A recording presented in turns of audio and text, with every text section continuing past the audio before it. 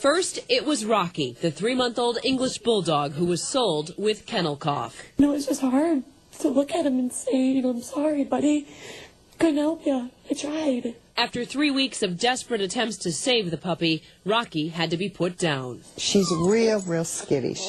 Now, it's Lacey. This is what she's on now, which is people medicine. Patty Johnson says she too ended up buying a dog with kennel cough. I want their license taken away for selling sick puppies. Both Lacey and Rocky were purchased at the Novi Petland store in September, and their owners say the dogs were sick when they bought them. She had a runny nose, and she had a little bit of a cough, but they told us she had a cold and was on medicine. After she purchased Lacey, Patty took the puppy to the same vets who had been checking her while she was at the pet store. I said something about her having a cold, and the vet said, oh, no, she had kennel cough. Patty says she spent the next month taking Lacey to the vet several times a week. She would cough to the point where she got sick. Throwing up? Throwing up. She would gag.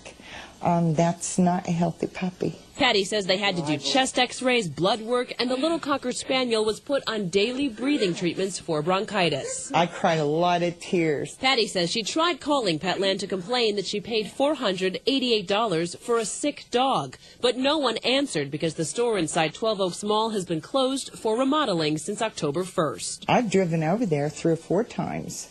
The doors are locked. You can't get in. Hello. That's the same thing we found the last time we wanted to talk to Petland managers last month. We did not get any answers on camera at the time, but we have since learned that people have reported to the Humane Society of the United States that they also got sick dogs from the Novi Petland. And the Novi store isn't the only Petland location that's dealing with consumer complaints.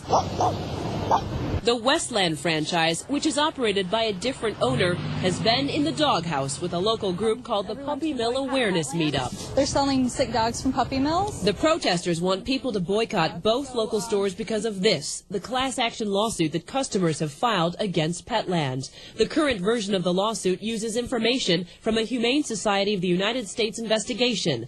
The HSUS claims the national chain gets many of its dogs from puppy mills, mass breeders often accused of sacrificing the health of dogs for profit. The HSUS says earlier this year it discovered documentation of the Novi store receiving dogs from alleged puppy mills that have been cited for Animal Welfare Act violations. This is no way to treat man's best friend. In fact, the local protesters just uncovered this state of Missouri health certificate that shows Petland Novi received 6 dogs in August from a breeder who has been cited by the USDA for having unsafe electric fencing for dogs. In the past, the USDA cited that same breeder for selling puppies to pet stores before they're 8 weeks old, which increases their chances of illness. The new owner of the Novi Petland says he does not buy dogs from substandard breeders, and he says all of his animals are checked by a vet before they're sold. His store is now back open, and he says he's happy to sit down with any customers who have concerns.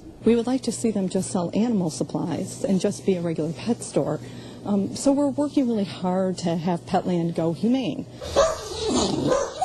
Until they do, the activists want families to visit places like the Humane Society of Huron Valley to adopt a homeless pet instead of shelling out thousands of dollars at pet stores for dogs who might not be healthy. As for Lacey, Patty is trying to nurse her back to good health. So far, the Petland warranty has paid for most of the puppy's medical bills, but it's Patty's peace of mind that will take the longest to recover. What I really want is an apology from them, and I want them closed for selling sickly puppies. Petland's national spokesperson is telling us that she doesn't think their side of the story is being fairly represented. But I have tried several times to talk to the owners of both of the local Petland stores. They have refused to do an on-camera interview with us. I'm Heather Catallo, Channel 7 Action News.